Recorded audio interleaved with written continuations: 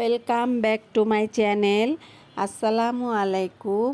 আজকে আপনাদের জন্য আমি নিয়ে এসেছি আমাদের পার্লারে কিভাবে আমরা পেডিকিউর করি সেটাই দেখানোর জন্য।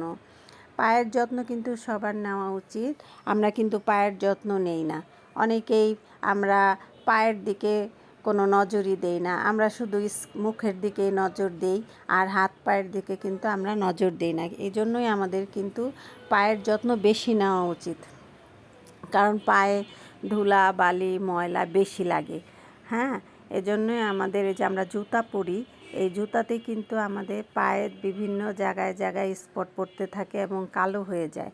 এজন্য নখের যে সাইডে আমাদের অনেক ময়লা জমতে থাকে এবং অনেকেরই পায়ে অনেক ধরনের সমস্যা দেখা যায়। এজন্য দেখেন, আমি প্রথমে গরম পানি নিয়ে নিলাম।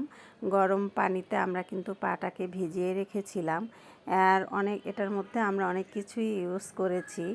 হ্যাঁ, তারপরে আমরা দেখেন পাটা ভেজার পরে যে পাটাকে আমরা ক্লিন করতেছি। আমরা কিভাবে ক্লিন করতেছি দেখেন, আমাদের এই পায়ের মধ্যে অনেক ময়লা ফেটে যায় এবং সফট থাকে না, আর এটা করার কারণে কিন্তু আমাদের পায়ের অনেক সফটনেস বাড়বে।